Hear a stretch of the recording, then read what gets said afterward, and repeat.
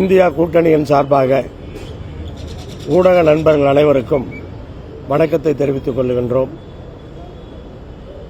நாமக்கல் நாடாளுமன்ற தொகுதியிலே தேர்தலை சிறப்பாக முடித்துவிட்டு எங்களுடைய வெற்றி வேட்பாளரோடு மாவட்ட அமைச்சர், மாண்புமிகு வனத்துறை அமைச்சர் அருமை சகோதரர் மரியாதைக்குரிய மதிவேந்தன் அவர்களும்,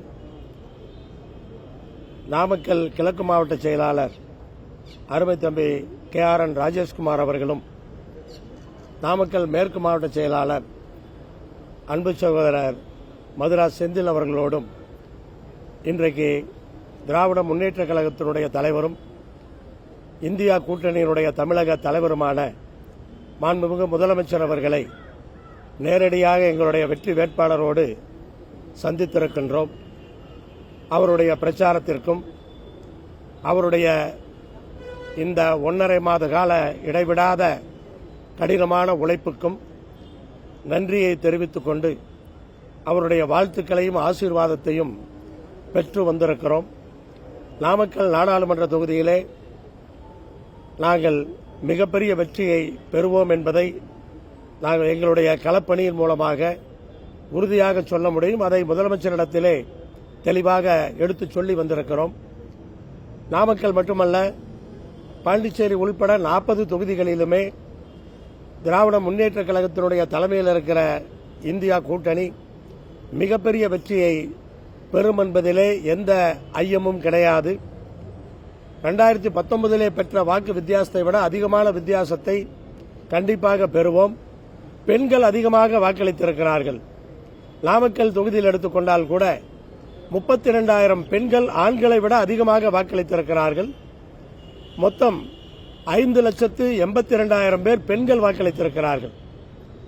மகளிர் உரிமை தொகையும் பேருந்துகளிலே இலவச பயணமும் பெண்கள் மத்தியிலே மிகப்பெரிய வரவேற்பை பெற்று அவர்கள் தமிழ்நாடு முதலமைச்சர் அவர்களுக்கு நன்றி தெரிவிக்கும் வகையிலே உதயசூரியன் சின்னத்திலே அங்கே வாக்களித்திருக்கிறார்கள்.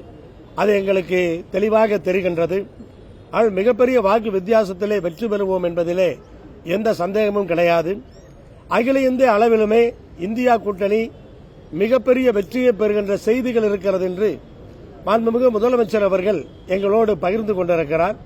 முதலமைச்சருடைய அந்த பிரச்சாரங்கள் எல்லாம் மொழிபெயர்க்கப்பட்டு வட மாநிலங்களிலே இன்றைக்கு தேர்தல் பிரச்சார கூட்டங்களிலே பயன்படுத்தப்படுகிறது. தமிழ்நாட்டினுடைய இந்த மாடல் அங்கே வட மாநிலங்களிலே பயன்படுத்தப்படுகிறது என்பது அத்தனை தமிழர்களுக்கும் ஒரு மகிழ்ச்சியான செய்தி. இந்தியா கூட்டணி கண்டிப்பாக ஆட்சி அமைக்கும். அதை தெரிந்து கொண்டுதான் பிரதமர் மோடி அவர்கள் இன்றைக்கு ஒரு ஆதங்கத்திலே, தோல்வி பயத்திலே அவர் இன்றைக்கு பேசிக் கொண்டிருக்கிறார். இவ்வளவு கொச்சையாக இதுவரை அவர் பேசியது கிடையாது. இந்தியாவை 2 கூறுகளாக பிரிக்கின்ற விதத்திலே அவர் பேசுகிறார். இந்தியா 2ஆக உடைந்தாலும் கவலை இல்லை, இந்தியாவில் இருக்கிற மக்கள் ஒருவருக்கொருவர் சண்டையிட்டுக் கொண்டு என்ன வன்முறைக்கு ஈடுபட்டாலும் அதை பற்றியெல்லாம் கவலை இல்லை, அவர் மறுபடியும் வெற்றி பெற வேண்டும் என்ற ஒரே எண்ணத்திலே இப்படிப்பட்ட பிரிவினைவாத பேச்சுக்களை பேசிக் கொண்டிருக்கிறார். ஆனால் இதையெல்லாம் பார்த்துக் கொண்டு தேர்தல் கமிஷன் அமைதி காத்துக் கொண்டிருக்கிறது என்பதுதான் நமக்கு வேதனையாக இருக்கிறது. நாட்டிலே ஜனநாயகத்தை பறிகொடுத்து விடுவோமோ, 1947 பெற்ற சுதந்திரத்தை பறிகொடுத்து விடுவோமோ என்ற பயம் இன்றைக்கு இந்திய மக்களுக்கு வந்திருக்கிறது. ஆனால் அதற்கெல்லாம் வழி பிறக்காது.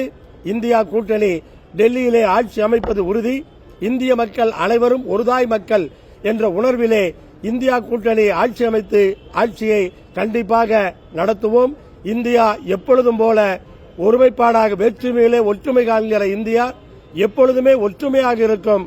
அதை யாராலும் சிதைக்க முடியாது என்ற உறுதியை மட்டும் எங்களால் சொல்லிக் கொள்ள முடியும்.